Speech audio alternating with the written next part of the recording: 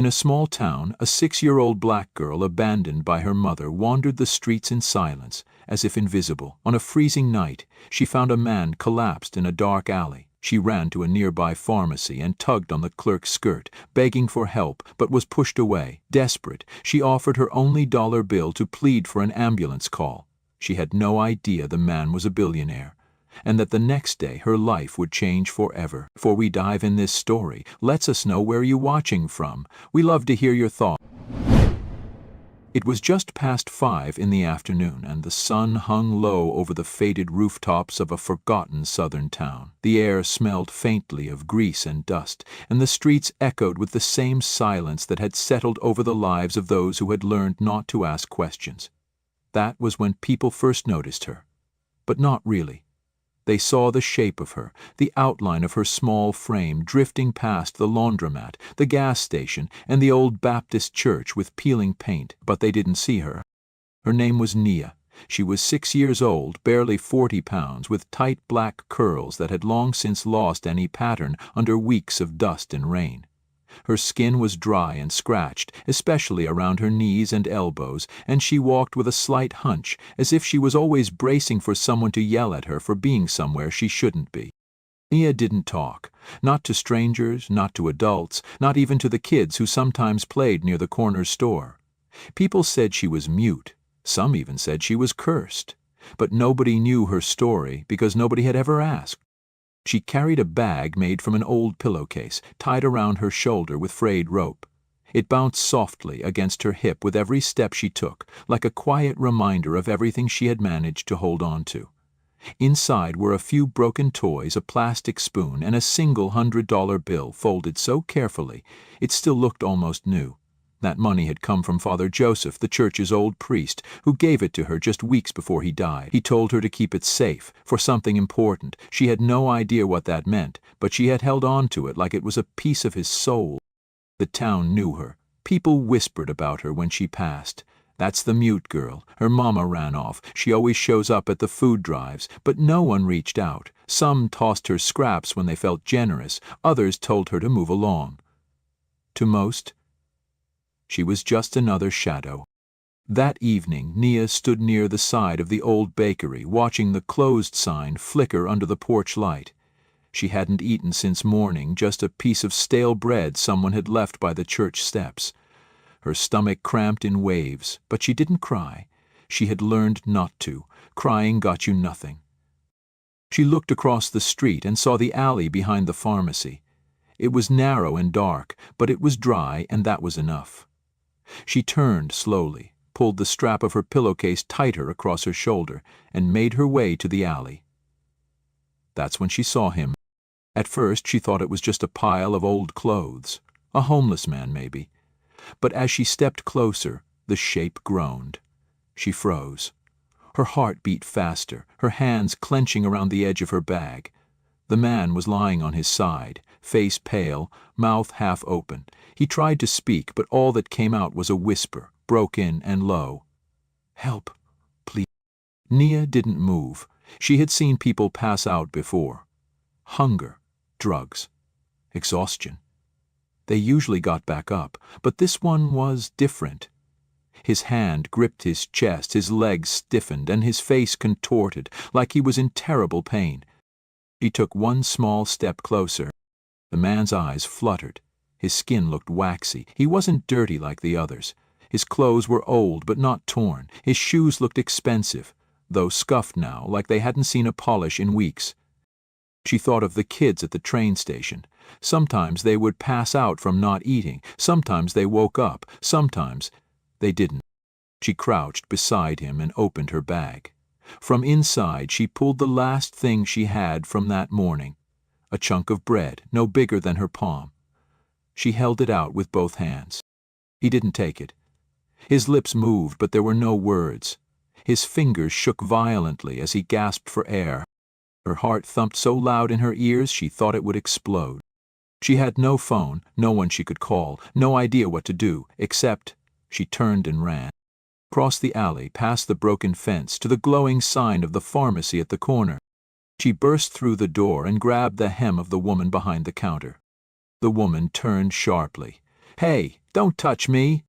Nia stepped back, her breathing ragged, lips parted like she might speak, but nothing came out. "What do you want, huh? You can't be in here. Get out!" Nia reached into her bag. Her hands shook. She pulled out the $100 bill. The woman's eyes widened, her tone shifted instantly. "Where'd you get that?" Still, Nia didn't speak. She just held the bill higher. The woman snatched it. "Is there someone hurt?" she asked, almost annoyed. Nia nodded once, quick and desperate. The woman sighed, rolled her eyes, and pulled out her cell phone. "Fine. I'll call, but don't think I'm doing this for you." Nia didn't wait. As the woman spoke to the dispatcher, Nia turned and ran back into the alley.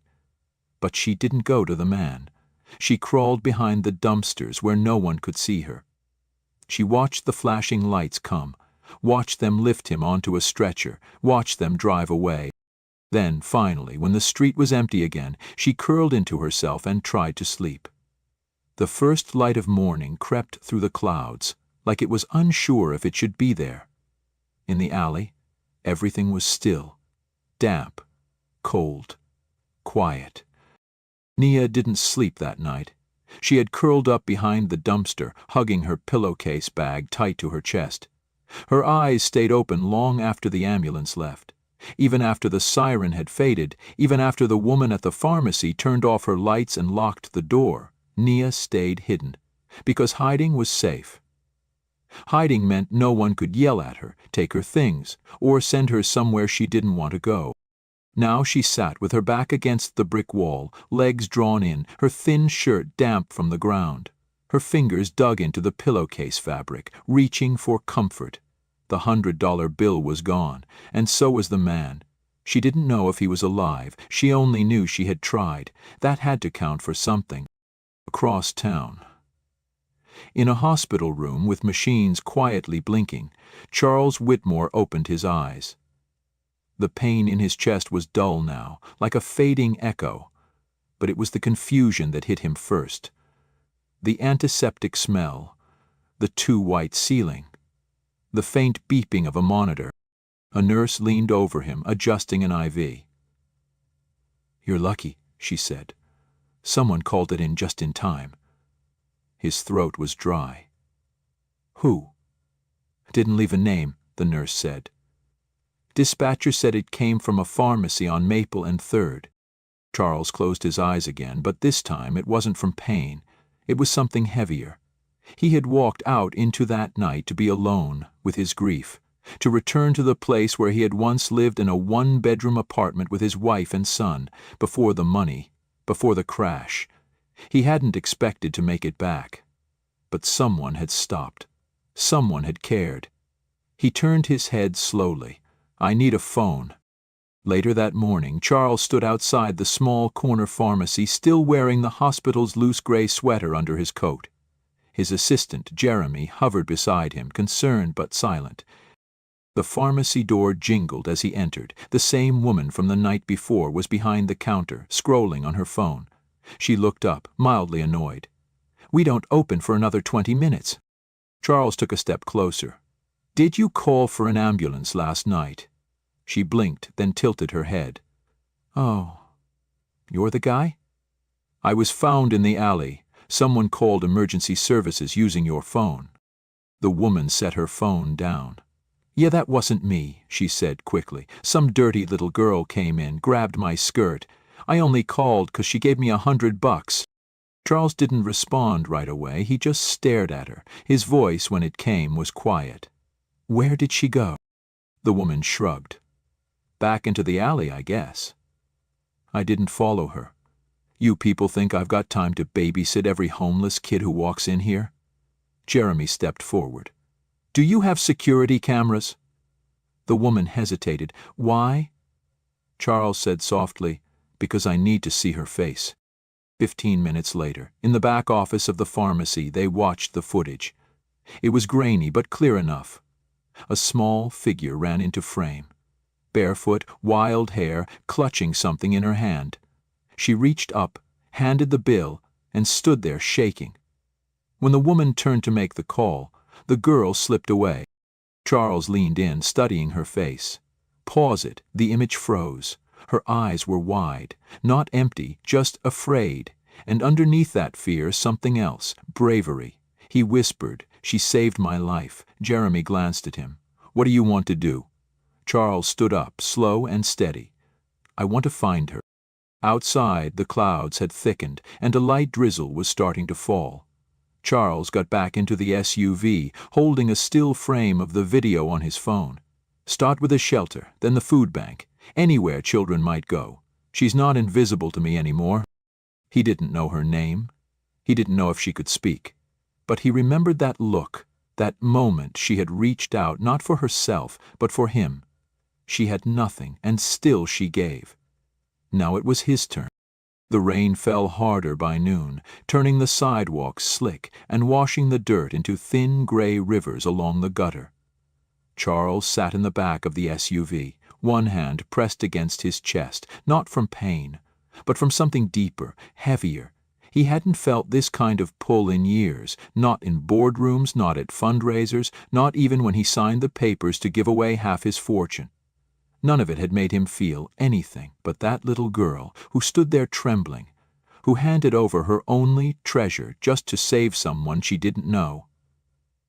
She had cracked something open in him, something that had been sealed shut since the day his wife and son died. "Still nothing from the shelter," Jeremy said from the front seat, "and the school district has no record of a child matching her description." Charles didn't respond. He kept his eyes on the street, watching every corner, every alley, as if she might suddenly appear. 2 blocks later they passed the community church. A line had already formed near the rear parking lot, people waiting for food.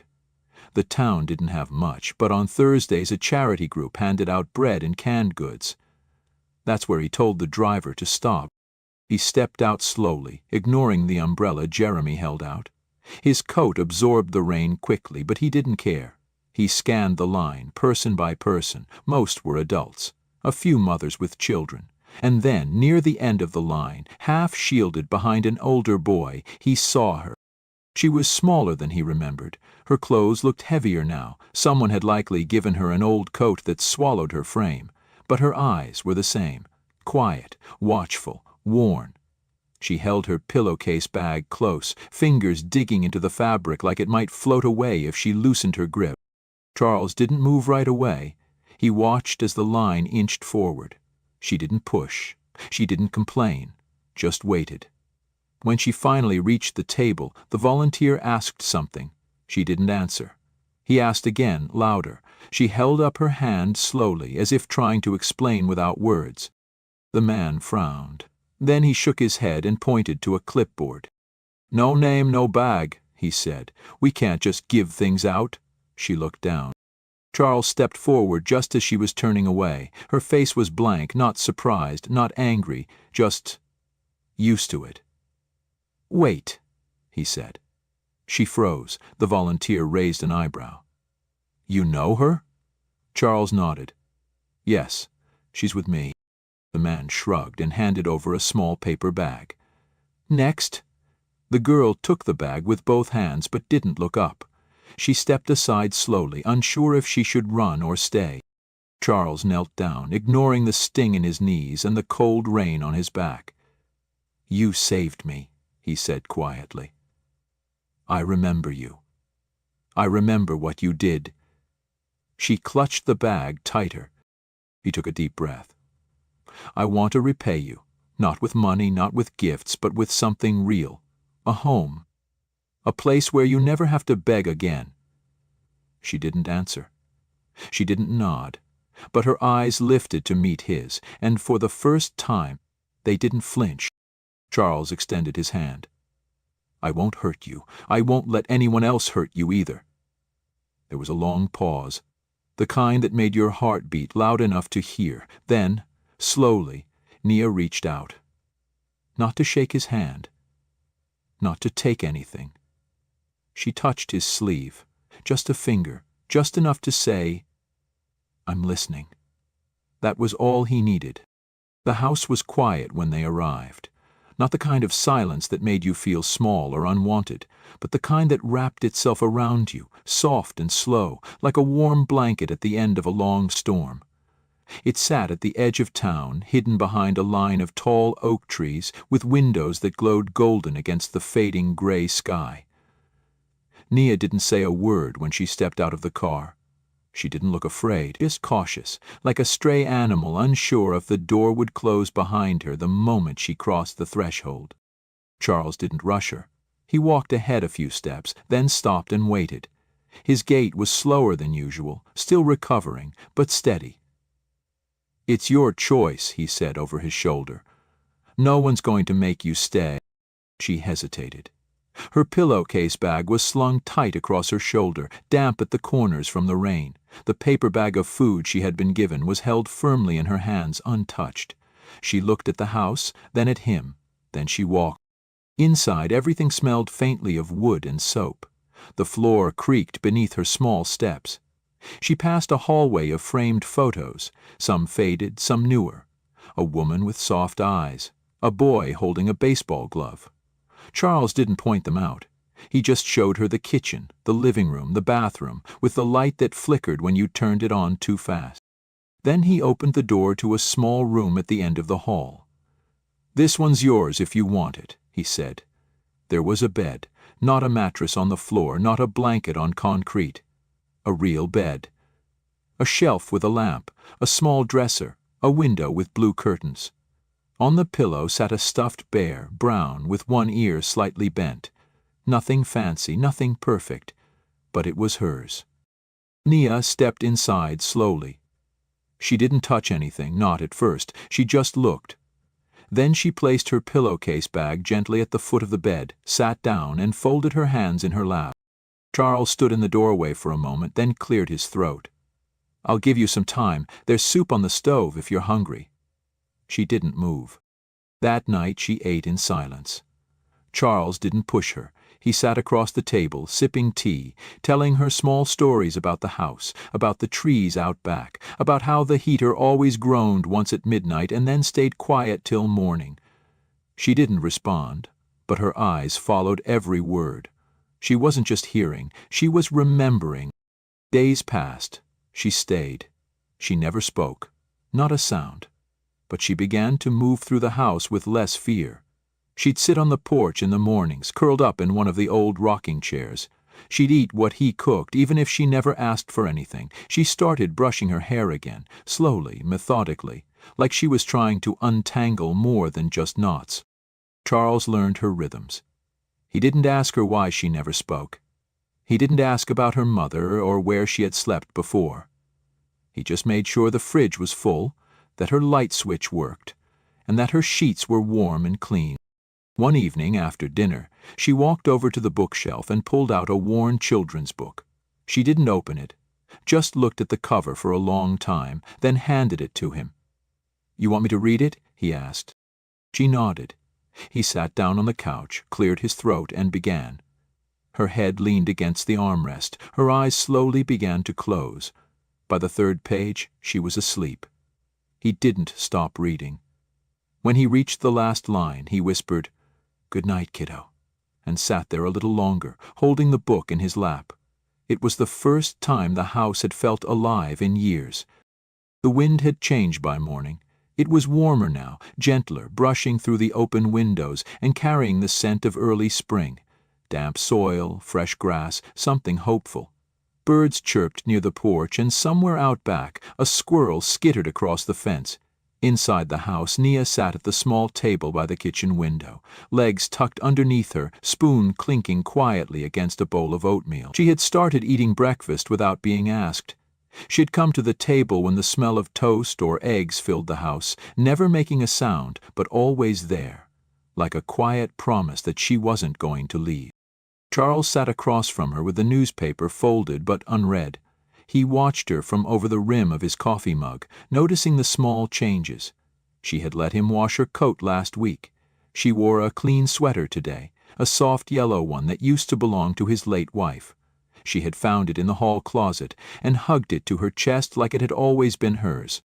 The morning was like any other, until the phone rang. Charles stood to answer it. "Whitmore residence?" It was the attorney, some follow-up paperwork for the trust he had set up in Nia's name. He spoke briefly, calmly, but as he turned back toward the table, his knee gave out slightly. The pain shot through his lower back, sharp and familiar. He winced, placing a hand on the wall for balance. The mug slipped from his hand and shattered against the tile. Nia jumped to her feet. Her bowl clattered against the floor, oatmeal splashing across her bare toes. She looked at him, really looked, and in that moment something in her cracked wide open. "Are you okay?" she whispered. Charles froze. His heart thudded so hard it echoed in his ears. She had spoken. Her voice was small, rasped with rust, like a door that hadn't opened in years. But it was clear. He stared at her, not in disbelief, but in awe. She stepped toward him, arms half raised, unsure, hesitant. "You need help?" He nodded slowly. Just a little ache. Nothing to worry about." She reached for his arm. Her touch was light, careful, but full of intent. Together they walked to the couch. He sat down, exhaling a breath he didn't know he'd been holding. Nia stood in front of him, silent again. Her hands fidgeted with the hem of her sleeve. She looked down, then up, her lips parting. "Are you really my dad now?" she asked softly. His throat tightened. "Only if you want me to be." She nodded once, then twice. Her voice shook this time, not from fear, but from something bigger. "Okay, Dad?" The word hung in the air, warm and fragile and heavier than anything he had ever been given. Charles couldn't speak. His eyes filled before he could stop them, and he reached for her, pulling her into his arms. She came willingly, folding into his chest like she had always belonged there. Outside, the sun broke through the clouds. Inside, two hearts beat quietly in the same rhythm. For the first time in a long, long while, not alone, and neither of them ever was again. Join us to share meaningful stories by hitting the like and subscribe buttons. Don't forget to turn on the notification bell to start your day with profound lessons and heartfelt empathy.